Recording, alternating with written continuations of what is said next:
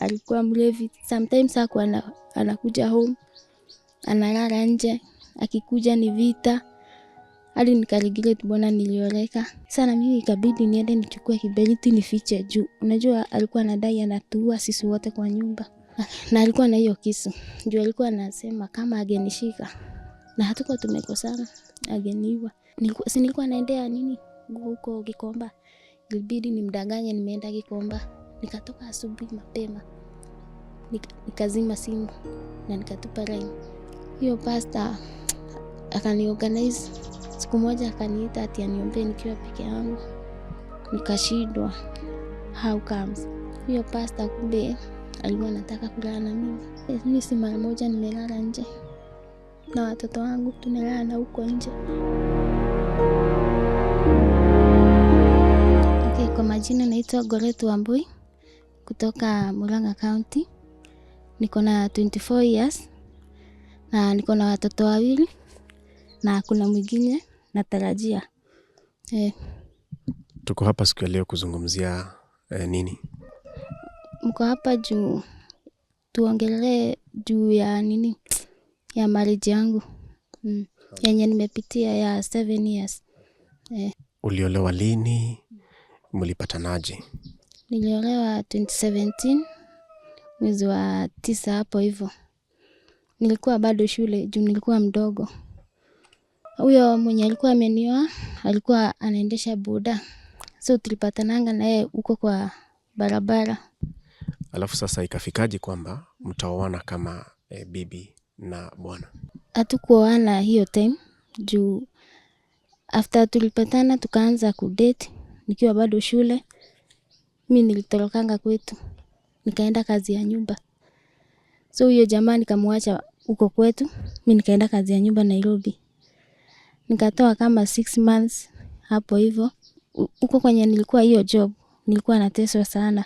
So ikabidi juu huyo mwanaume mwenye alikuwa hiyo nyumba, alikuwa anataka ikabidi nitoroke huko. So after kutoroka ndio nilirudi home. Juu huyu tulikuwa tushapendana kabisa, ikabidi nioleke kwake sasa. Hatukukaa sana. Nikapata bora ya kwanza. Bora ya kwanza nikazaa, nikapata dem. Maisha ilikuwa tu sawa, but alikuwa anakunywa sana kabisa. Alikuwa mlevi. Sometimes hakuwa anakuja home, analala nje, akikuja ni vita. Hadi nikaregret mbona nilioleka. But yenye ilifanya nioleke ni juu kwetu shida yenye ilikuwa mingi sana. Juu my mom alikuwa ni single na mimi ndio first born kwetu. Kuna wengine walikuwa nyuma nikiwa first born. Sasa venye niliingia shule secondary, mamangu aliuza ng'ombe. Sasa nikashindwa second term atauza nini? Hakukuwa na kitu kingine ya kushika ati auze. That's why niliangalia nikaona shida yenye napitia. Nikaona nikioleka maybe maisha itakuwa rahisi kiasi. Na hao watoto wengine aweze kuwasomesha. Juu mimi nilikuwa mkubwa sasa. Sasa after nilipata huyo mtoto, nikaona shida yenye napitia huko kwa huyo mwanaume siwezi rudi tena home. Tunaona nishapata mtoto na kuna wengine siblings wetu. So ikabidi nivumilie tu. Huyo mwanaume hakuacha. Hata sikuwahi tumia nini. Hizi zinaitwa aje ndio za kupanga uzazi, family planning. Hakuwa anataka nitumie. Sikukaa sana. Huyo first born akiwa 9 months nikapata mwingine. Nikapata ball ingine. Sasa shida ndio iliongezeka kabisa. Juu sasa umekuwa na watoto wawili. Na mbona naye kazi hata hakuwa anaenda kazi. Kazi yake ni kukunywa. Akipata pesa, kazi yake ni kukunywa kabisa. Unaposema hakuwa anafanya kazi na mlipatana kama anaendesha pikipiki boda boda, kwani aliacha kuendesha? Aliacha juu hiyo haikuwa yake, ilikuwa ya kuandikwa. Aliitishwa juu mwenye alikuwa amemwandika, naona saa hakuwa anapeleka hiyo pesa. Na then alikuwa anafanya accident. Anaenda anaanguka, hata ndio akuja sasa kuachana na hiyo kazi, alifanya accident hapo Nairobi. Akagonga gari ya wenyewe kutoka na nyuma. Sasa venye aligonga ikakuwa police case. Ikabidi sasa apotee. Na hiyo piki ya wenyewe akaiacha huko, ilishikwa na na maaskari. Sasa mwenyewe ilibidi aiende huko. Sasa kakaa kama hana saa kazi. Huku ni kutafuta hapa na pale. Anapata leo, kesho anakosa. Shida ikakuwa mob. Sasa mimi venye nilipata huyo mtoto wa pili, nikaanzisha kazi ya green grocer, kuuza tusukuma, nyanya, hizo vitu sasa. Nikauza hii sasa, soko ndio mnakula, ndio kila kitu. Ikaisha hivyo. Nikaanzia tena hii ya kuuza mayai. Huko kwa ploti yetu nazurulisha mayai. Sasa na kachumbari. Usisahau huyu mtoto ni mdogo, huyu wa pili sasa. Nabeba huyo mtoto, nambeba, then huyu mwingine namshika mkono, tunaenda tunazurulisha. Hiyo kazi ikakuwa poa. Ilikuja akakataa. Akasema hataki. Juu unaona unaenda kwa nini? Lazima uingie kwa club. Juko mayai huwa inakuliwa sana.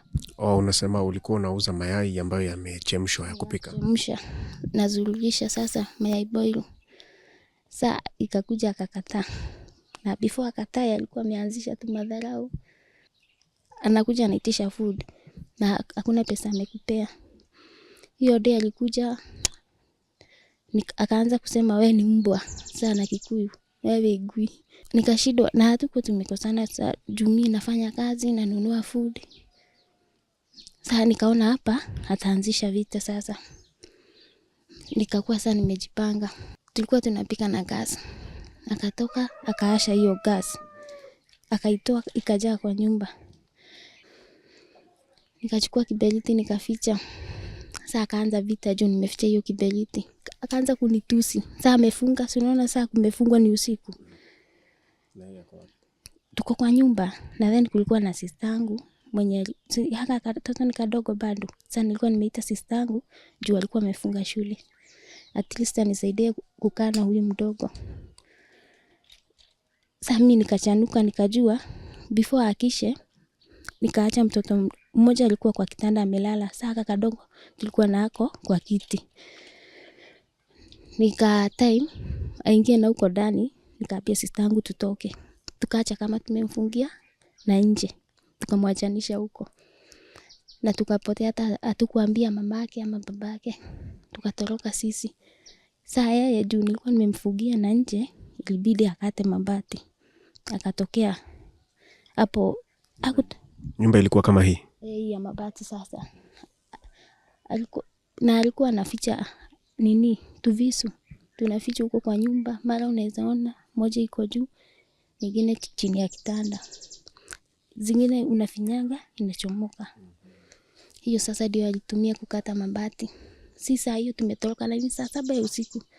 Nikaenda kwa mama mwingine alikuwa beshte yangu. Nimeacha watoto wakiwa huyo mdogo na huyo sasa mwingine. Nimeacha wakiwa wadogo. Sasa stress ilikuwa gas imejaa. Asifanye kitu ama mosho iwake. Sasa naona watoto walikuwa huko. Na simu sikuwa na simu. Sasa ilibidi wazazi wake wakapigia mamangu simu.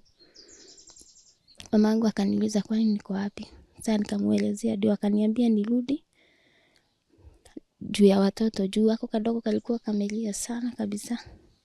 Sasa ikabidi nirudi, na before nirudi mama yao ni aliniendea juu aliambiwa kwenye nilikuwa. Wakakuja na babake wakiwa na huyo mtoto mdogo akiwa amembeba. Yeye na yeye venye alikata mabati ndio akuje. Alikuwa ameenda mpaka na huko kwetu, karibu kwetu. Juu anajua kwetu sio bali na kwenye nilikuwa nimeoleka. Na alikuwa na hiyo kisu. Juu alikuwa anasema kama agenishika na hatuko tumekosana, ageniwa. Ikakuja sasa tukarudi. Wakaongea na babake na mamake, akaongeleshwa. Akatulia hiyo siku. Na akakaa kama bado hajakunywa. Kama wiki moja hivi ama wiki 2. Sasa after hapo, sasa mayai nimekatazwa. Nikaachana nayo. Ilikuwa kitu 2021 hapo hivyo. Sasa mimi nikachora. Nilikuwa na save tu pesa hivi. Nikachora nianzishe hii biashara ya kuuza tumaguo ya mtumba. Nikaanzisha hiyo biashara. Nikakuwa naendea nguo Gikomba. za watu wote, watoto, watu wazima na tuviatu. Nazirudisha. Na huku nilikuwa naenda kama 40 kilometers na miguu peke yangu. Sikukufa moyo, naye madharau hakuacha. Siku moja kuna rafiki yangu alikuwa ameenda Saudi Arabia. Before tuende kwa hiyo plan ulichora, yeye alikuwa anafanya kazi gani ama hakuwa na kazi yoyote? Kazi yoyote. Kazi yake ilikuwa ni akipata leo, kesho anakosa hizi vibarua za huku za kulima. Nikaplan sasa niende Saudi sasa. Nikaambia huyo dima ni organize. So nilikuwa nafanya na yeye alikuwa anaficha, alikuwa ameweka birth certificates zangu na watoto.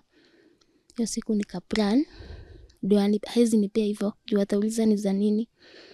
Nikaplan, nikamdanganya kuna mahali naenda, akakataa kunipea. Ndio anipee, ilibidi sasa anichape. Tukaitwa na wazazi wake, akaongeleshwa, ndio akaambiwa sasa anipee.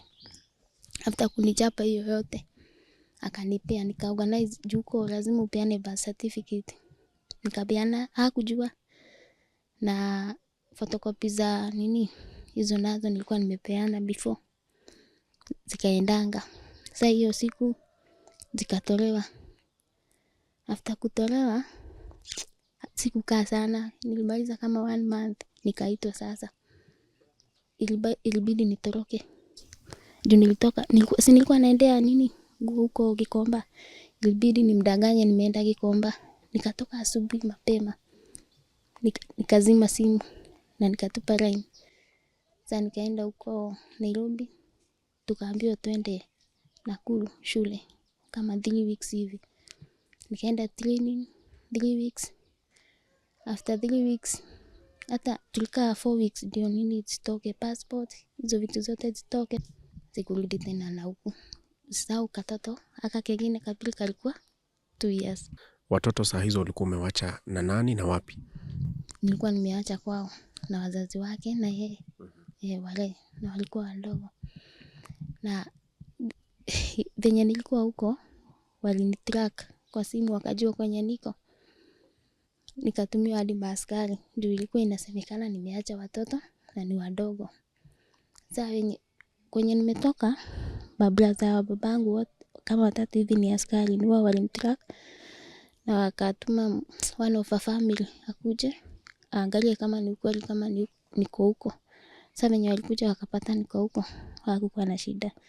But nilikuwa napigwa simu ya mamangu, nilikuwa nachukua mamangu mzazi. Sasa naambiwa venye mtoto analia. Sasa kadogo stress zikaniingia. Sikukaa sana juu naona nini zangu nilikuwa nimepeana mapema. So passport ilitoka within hizo 3 weeks. Kila kitu ikakuwa sawa. Sasa sikurudi na huko. Agent mwenye alikuwa ananipeleka mimi alinihost. Sasa nikaenda na huko Saudi. Ulienda Saudi Arabia? Mwaka gani? 2021 mwezi wa 5. Sasa venye nilienda huko nako kufika mateso. Nikakaa mwezi wa kwanza, wa pili, wa 3 sikulipwa. Ukiuliza pesa huyo mama, sasa sikuwa nimeelewa hiyo lugha ya kwao. Sikuwa najua venye anasema. Sasa nikaona juu tulikuwa na WhatsApp group na wenye tulikuwa na wao shule wenye tulienda na wao pamoja. Akaniambia ni hepe. Sasa mimi nilirukia kwa gate. Nikatoroka. Kufika hata nilipata askari wa huko. Wakanipata. Nikapelekwa, kuna mahali huwa anapeleka watu. Nikakaa kama 2 weeks hivi. Nikadipotiwa. Sasa hizo 3 months sikulipwa anything. Ulikaa Saudia 3 months? 3 months. Ndio juu mimi nilikuwa na hepa. At least nilihamishwa kwa nyumba ingine. Juu contact huyu agent mwenye alikuwa ananipeleka. After kutupeleka na huko, hakuwaichukua simu yangu tena. Tupaintie picha ya deportation center. Kwa experience yako ilikuwa namna gani? Huko ni mateso bado. Juu hampewi chakula, mnalala chini. Na wanakuanga Wakenya wengi sana. Ukitoroka juu huwa mnawekwa huko, mnaambiwa maybe umeimba pesa ya huyo Mwarabu ama kuna kitu umeiba. Sasa huwa mnawekwa kwa hiyo. Ni kama shule bado juu mko watu wengi. Sasa kama ningepatikana nikiwa nimeiba kitu yake, huko singetoka. Lakini venye alikontaktiwa akasema hakuna kitu, akanirudishia passport yangu. Ndio saa ikabidi nirudishwe na huko. Sasa umerudi hapa Kenya, umekuwa away for 3 months, walikuwa na expect una earn pesa. Ulipo land kuliendaje kufika nyumbani, umekuja bila chochote? My experience ilikuwa namna gani? Ilikuwa mbaya sana juu hadi ndio niende na huko. Mind zangu ilikuwa nisaidie watoto wangu. That's why nilikuwa niende na huko hivyo. Hata nikikuja sikukuja kwetu direct ama kwa bwanangu. Kwanza nilienda Nairobi nikahostiwa na beshte yangu. Yeye alinihost. Nikatuliza akili kiasi. Ndio sasa after some weeks akanitafutia job. Hakuwa ananilipa poa but ilikuwa at least. Ilikuwa aina gani? Ilikuwa ni green grocer nilikuwa nauza. Sasa nilikuwa na host. Amenihost kwake. Tunasaidiana kulipa nyumba na food. Tunasaidiana kununua na yeye. Juu yeye hakuwa ameoleka ni dem kama mimi. Lakini mimi nilikuwa na watoto. Tukakaa akaniorganize, akaniambia kuna pastor anaweza niombea. Juu ya hii mashida nilikuwa naona ni kama roho ya injection inanifuata. Sasa akaniorganize na huyo pastor. Tukakuwa tunaenda church kwake. Unaona ni kama ni hawa wenye huwa anatoa mapepo. Nikawa nafuatilia. Lakini kumbe huyo pastor alikuwa na ni pastor mwenye anajulikana sana. Huyo pastor akaniorganize. Siku moja akaniita ati aniombee nikiwa peke yangu. Nikashindwa how comes. But juu nilikuwa na shida kabidi niende. Huyo pastor kumbe alikuwa anataka kulala na mimi. Ndio aliniambia ati akilala na mimi hizo shida zote zenye napitia zitaisha. Na mlikuwa mlale na yeye wapi? Kwa church, kwa ofisi yake. Na amejulikana sana kabisa. Juu ako na church kubwa kabisa. Nairobi haswa iko wapi? Iko Donholm. Sasa nikaona mwenye nakibiria nisaidie na yeye ananiingiza kwa shida. Nikakataa na yeye akaniambia venye nilikataa na mimi shida zitaisha. Na ni kweli shida ziliendelea kuongezeka kabisa. Mateso ikakuwa mingi. Mwenye alikuwa ameniandika akanifuta kazi. Sasa naye beshte yangu huwezi kaa na mtu mwenye haendi kazi. Hakuna kitu naleta kwa nyumba akanifukuza. So at that point ulifikiria kurudi kwa yule pastor shida ziishe? Sikurudi juu. Aliniambia kama sitalala na yeye hakuna shida itaisha. Na mimi nikaona huyu mwenye alikuwa amenioa mimi sijawahi lala na mwanamume mwingine. So nilikuwa naogopa. Na nikafikiria venye aliniambia kwani alikuwa ameambia watu wangapi. So nikaona maybe anaweza kuwa na ugonjwa. So hiyo kitu ikafanya nisikubali. So venye mashida ilikuwa mingi ilibidi nirudi kwa bwanangu mwenye tulikuwa tumekosana naye. Juu home sitaki kwenda kuongezea wazazi wangu mashida. Alikupokea kwa njia gani? Haikuwa poa. Juu alikuwa amekataa kabisa. Juu naona nimemaliza ni kama mwaka hivi. Ndio sasa nirudi. But juu ya watoto ikabidi sasa akubali. Juu naona anateseka kulea watoto. Ikabidi sasa. Tukakuja sasa venye nilirudi kwake ni kuanza sasa vibarua. Kahawa mimi nimechuna kahawa. Unachuna kahawa. Sasa kahawa inachunwa namna gani? Kahawa inachunwa kama hii. Unaona hii ya red? Hii ndio yenye inachunangwa. Hizi zingine mtu huwa unagojea hadi ziturn red. So hii imeiva. Hii imeiva lakini ilikuwa imechunwa last week. Bado haijakomaa kabisa. Before ifike Monday sasa itakuwa ishaiva. Sasa hizi ni mbili peke yake zimeiva kwa hii branch. Hii naona moja, hii naona moja. Haziwezi iva zote pamoja? Hapana. Ni per week unapata kama saa hii kwanza hakuna juu sijui inaitangwa aje. Sio kimera saa hii. Sio season. Sio season. Saa hii ni dara mwaka. So ndio ulikuwa unasema unachuna hizi kibarua sasa. Kuna mtu alikuwa na shamba kama eka 5 unajaa huko. Unaenda kutoka asubuhi mpaka saa 7, 250 na hakuna lunch. Sasa hiyo 250 ni pa kg ama ni daily? Regardless utachuna zinatoshanaje? Lazima saa ulipo hizo 250. Saa 2 mpaka saa 7 na saa 8 mpaka saa 10 mnapeleka kwa factory kuchagua na then mpime. Saa kutokea ni kama 5 hapo 4. Okay. Kulima, kubeba dhumu. Naenda na sikuwa nakosa juu mimi nakuanga na nini sana. Na bidii, mimi ni mtu wa bidii kabisa. Nafanya kazi, nanunua chakula, na yeye akienda na hiyo time venye nilienda ni kama alitulia sasa. Hata hakuwa anakunywa. Tunaona ni yeye alikuwa analea watoto. Tukakaa na yeye, mashida ikakuwa mingi. Mimi sasa nikienda hizo vibarua nilikuwa na save. Ndio sasa nilikuja nikanunua chicken tusui sasa.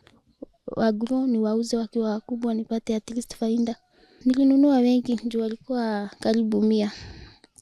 Nikawalea. Wakikuwa wakubwa nauza na save. Nikasave nikapata hadi za kuweka ng'ombe. Nikanunua ng'ombe mkubwa alikuwa na maziwa. Sasa unaona ni kama ameniandika. Juu nikiuza maziwa mwisho wa mwezi napata pesa. Nayo sasa hizo kuku nazo zilikuwa na faida. Juu zilikuja zikaanza kutaga. Nikakuwa supplier wa mayai. Nikakuwa na supply mayai huko kwetu. Sasa tukikaa akarudilia sasa pombe. Sasa kazi yake ilikuwa hata kuhome ni shinda. So kabla uliporudi ulimpata bado anakunywa ama alikuwa ameacha? Alikuwa ameacha juu ya watoto. Tunaona sasa alikuwa anawalea.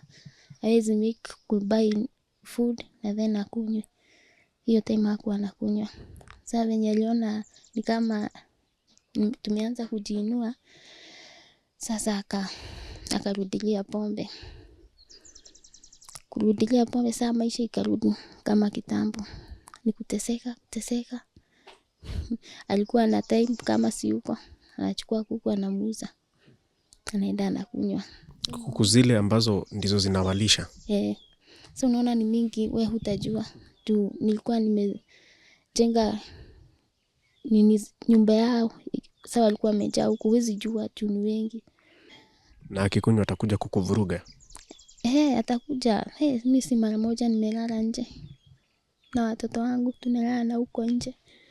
Hata kuna siku tulilala na kulikuwa kumenyesha. Kabidi sasa tuende kwa bafu. Ndio kulala huko. Wezi hutaki kuambia hadi wazazi wake. Juu hata wao walikuwa wameshindwa na yeye. Sasa kuna day hiyo siku sitaisahau. Na si kitambo sana. Hiyo siku tulishinda poa hiyo siku. Tukaamka tukapika juu ilikuwa sikukuu. Akachinja kuku wawili. Akaacha kama amewapika. Before hapo sijaongelea kuhusu Ebola.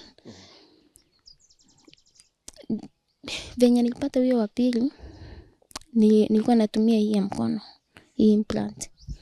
Akakuja ikaniletea shida. Family zote sasa zikanikataa hadi dawa. Daktari akaniambia sasa naweza kaa hivyo. Juu hakuna yenye naweza tumia yenye inaendanisha na mwili wangu. Juu nikitumia nilikuwa na bleed throughout. Sasa ikabidi nikae hivyo. Mwezi wa last year ndio nilipata hiyo ball. Sasa hiyo time nilikuwa na ball hiyo December. Ndio akuja nifuruge.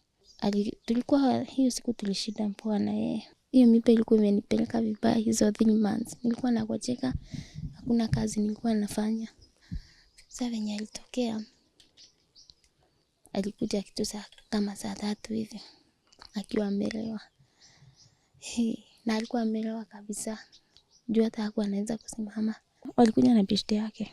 wakanipata kwa nyumba, ndio nilikuwa nimetoka kuoga. Akakuja akakaa chini. Na venye aliingia, kwanza aliingia akafunga kwa mlango. Sasa nikaona dicha.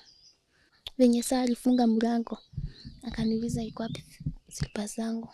Nikamwambia kwenye ziko. Nikamuuliza nikupatie.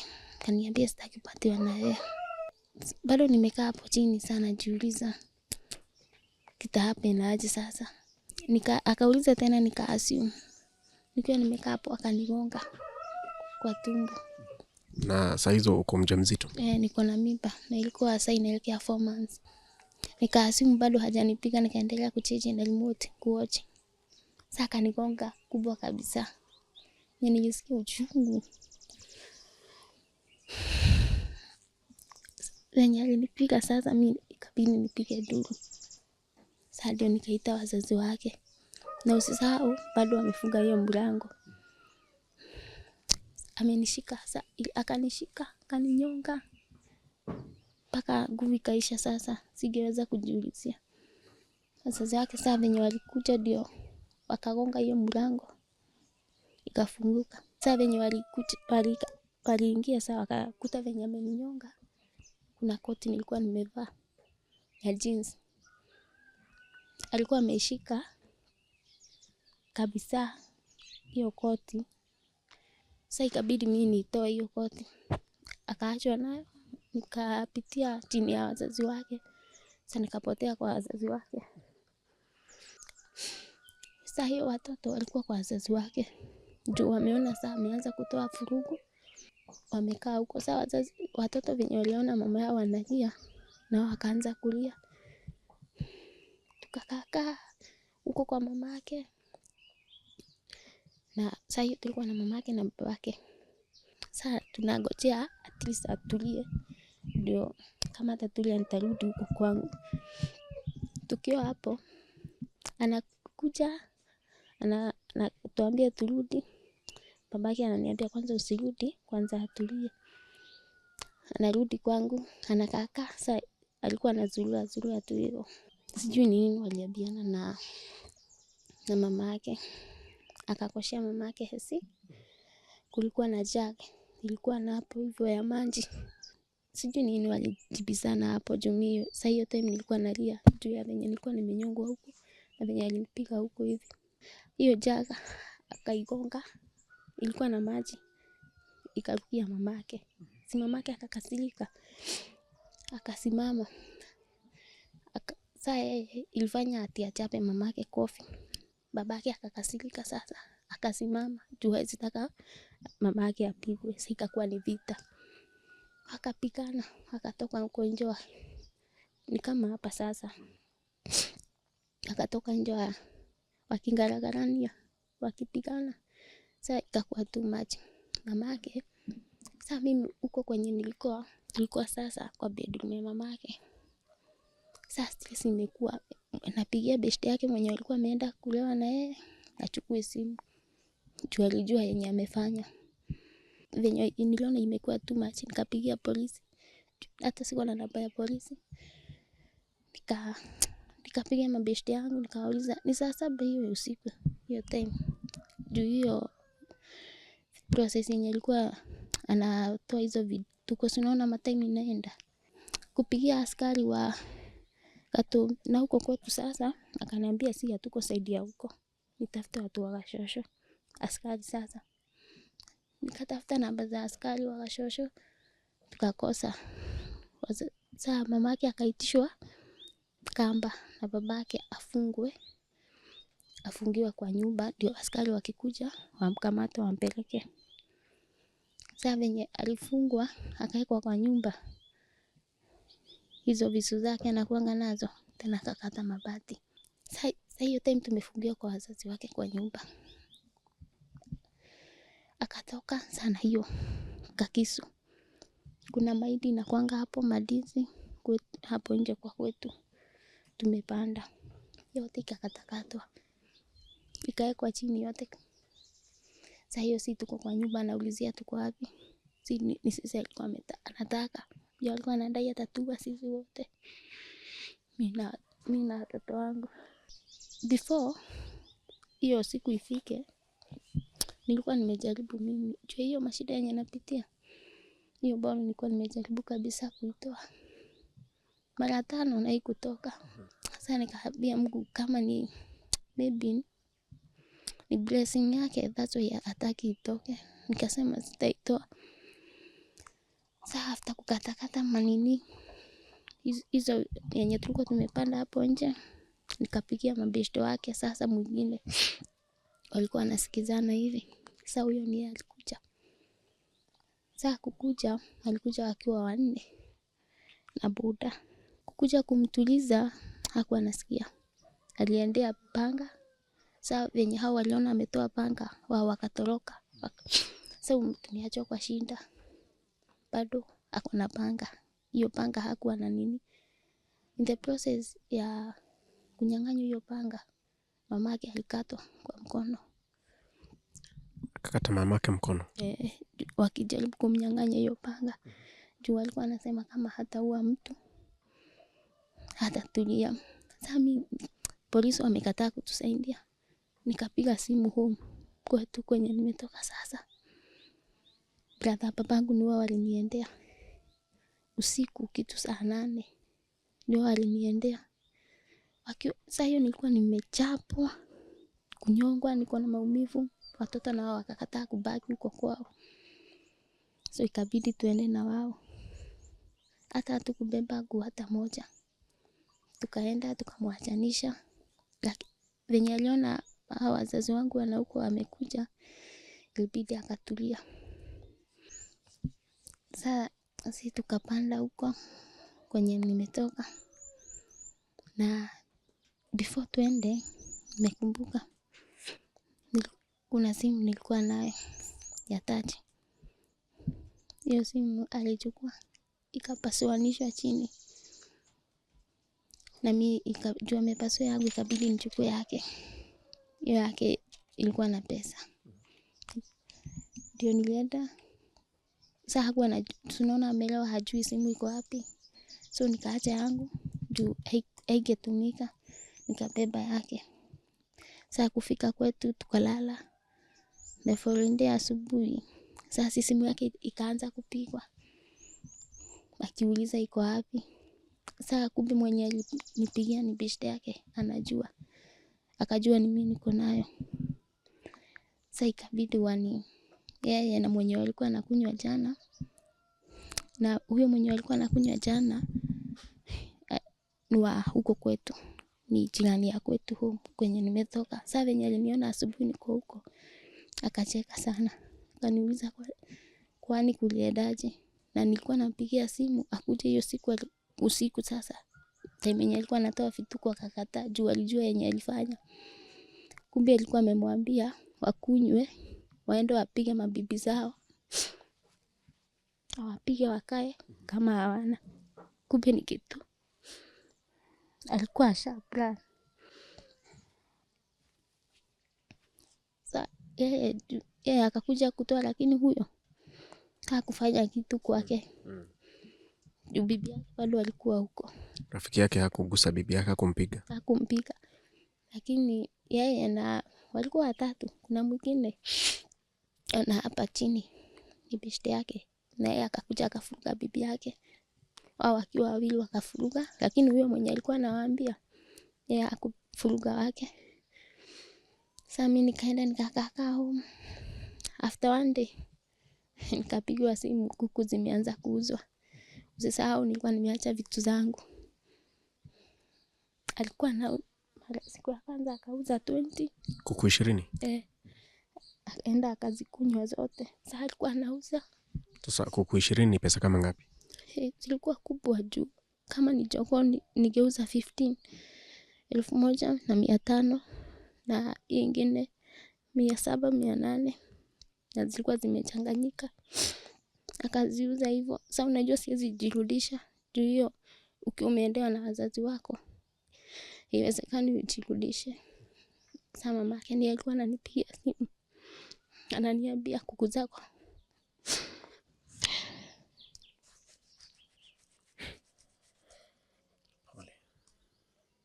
Ananiambia sasa kila kitu inauzwa one by one. Nilikuwa nimefikiria niende niripoti kwa polisi, lakini before niende nikapitia kwa rafiki yake mwingine alikuwa anampea kibarua. Huyo rafiki yake akaniambia juu alikuwa bwanako haina haja uende uripoti, juu maybe si unaona ni baba ya watoto wako. Sasa akanituliza nikakosa kwenda kuripoti. Hapo ambapo kuku walizoziuza ilikuwa ni hasara ya pesa kama ngapi? Ni more than 70k. Juu ilikuwa mingi. Akauza zote na ng'ombe. Ng'ombe haikuwa yangu but unaona kitu ikiwa kwa nyumba hiyo ni yenyu kiwa wawili. Sasa alikunywa aliuza akaenda wakakunywa na marafiki zake. Wakamaliza kama 1 week. Ndio sasa akakuja akaniendea kwetu. Atakukujia bado? Alikuja wakiwa na wazee. Sasa venye walikuja, wazazi wangu walikataa kabisa nirudi. Na ujue hiyo kuku, hizo kuku zilikuwa na faida pamoja na hiyo ng'ombe. Juu nilikuwa nasaidia mamangu kulipia sistangu. So, ulikuwa unalisha kuku kama hawa? Kengoli nilikuwa na kuku kama hawa na walikuwa wengi. Juu hiyo nyumba ya hao kuku ilikuwa kubwa kabisa. Ilikuwa inabeba kuku kama 100 hivi. Sasa aliuza zote na akakunywa hiyo pesa yote. Na bado wakataka kukujia nyumbani kwenu urudi. Ulirudi? Nilirudi. Juu nilikuwa nataka atiksi yenye ameacha nikuje nimdaganyilie tuuze. Sasa nichukue hiyo pesa iende inisaidie. Sasa nilikuwa nimeamua kabisa huko nitatoka. Ulipata kuku kama wangapi? Sikupata. Juu nilipata akiwa amewauza wote. Sasa juu alikuwa ameuza hiyo ng'ombe kubwa, kulikuwa na kadogo. So hiyo ndio nilimdaganyilia. Lakini haikuwa kubwa. Hiyo ndio aliuza. Akauza 20k. So ikabidi nimdaganyilia akanipea 10 na akabaki na 10. Sasa hiyo pesa ndio nilitumia. Nikaenda nikakodisha kanyumba. Hivyo ndivyo ulitoka kwa ndoa? Kwa ndoa hata sikubeba hata kitu, hata ni nguo peke yake na watoto. 7 years ikaisha hivyo? Ikaisha hivyo. Pole sana. Relationship yako na wazazi wake ilikuwa gani? Ilikuwa poa. Juu alikuwa ananipenda sana.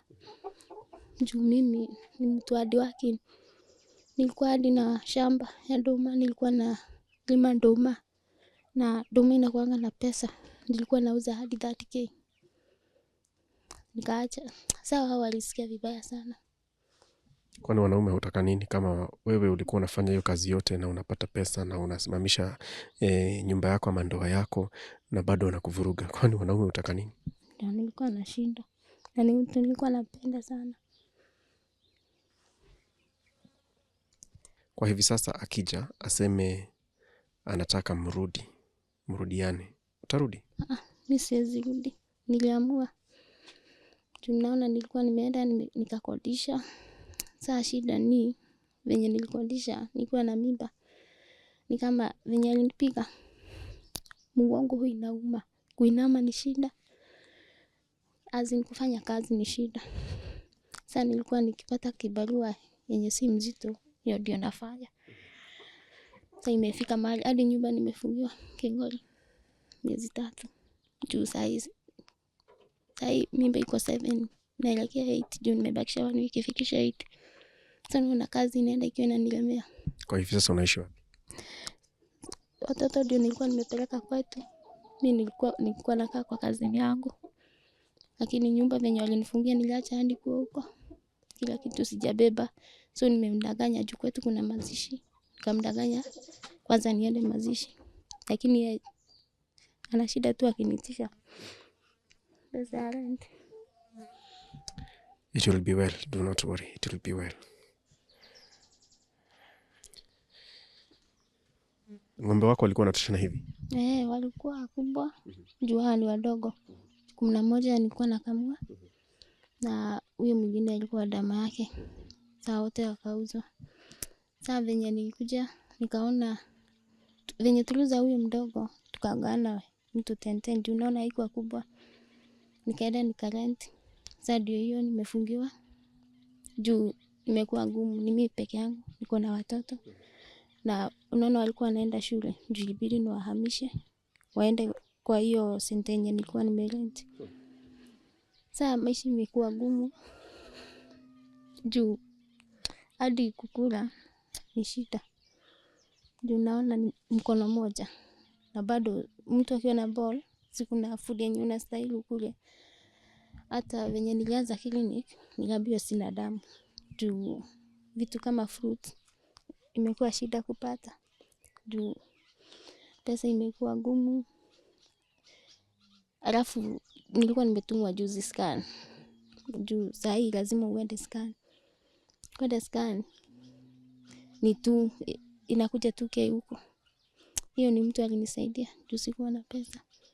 Sasa hata saa hii nguo ya mtoto sijanunua hata moja. Sina anything. Na saa hii unajua hadi maternity ni kulipa. Na sitaki kurudi kwa huyo mwanaume. Juu mimi nilitoka kabisa. Nikasema nilee hawa watoto. Maswali mawili.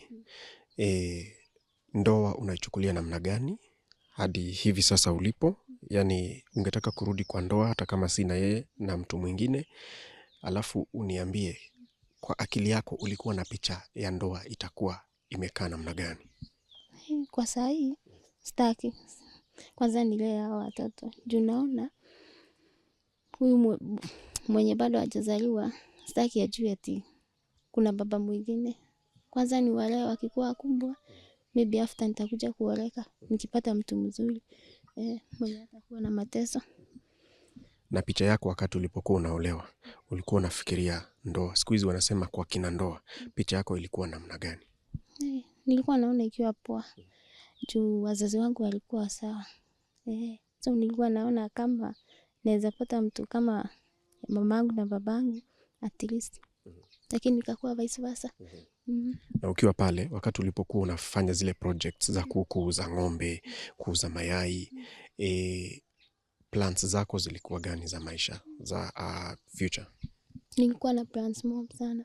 Juu hata nikienda Saudi, nilikuwa na plans at least ninunue kwangu, nijenge ama niweke biashara yangu, nikuwe stable kabisa. Juu mimi ni mtu hard working. Hadi nikiweka hizo kuku na ng'ombe, nilikuwa na plan future yangu ikuwe poa. Ilibidi saa akanivuja mkono. Sasa naanza from zero. Kwa hivi sasa, Goretti Wambui, peana nambari yako ya simu ili ambaye angetaka kushirikiana na wewe kutembea hii safari. Maanake safari uliyopitia ni ya machozi, ni ya uchungu na ni nzito. Mtu ambaye angetaka kushika mkono, mtembee na yeye aweze kuwasiliana na wewe, na napo kupigia simu mtajua vile mtasaidiana. Okay, nambari yangu ya simu ni 0798 876 238. Irudie. 0798 876 238. Umeregister na jina gani? Goretti Wambui. Tatoka Goretti Diba. Pardon? Goretti Diba. Goretti Diba. Ndio jina yangu. Sema jina yote kamili. Goretti Wambui Difa. Hiyo ndio jina yangu. Ningeomba mtu mwenye anaweza kuwa na nguo za watoto, usaidizi wote tu. Na kama kuna mtu anaweza niwekea hata kama ni green grocer. Hiyo unaona ni poa. Juu nitaweza, unatokea unakaa unauza. Nita appreciate sana. Ndio niweze kulea watoto wangu. Pole sana kwa yale yote umepitia. We wish you the very best. Wale watu ambao tumeleta hapa na wakashare experiences za maisha yao, their lives and their stories have changed. Kwa sababu tuko na familia kubwa sana ya Tuko. Najua pia wewe umeingia kwa hiyo familia kwa sasa. We wish you the very best. Na pole sana kwa uliopitia. Asante. Tuko family, that's the heartbreaking story of one Goretti Wambui who was in a toxic and violent marriage for 7 years. She escaped to Saudi Arabia, found it rough over there. She came back to even a near-death experience. Tuko family, let's do what we do best, holding each other's hand. Let's hold Wambui's hand. My name is Kingori Wangeshi. This has been my story right here on Tuko.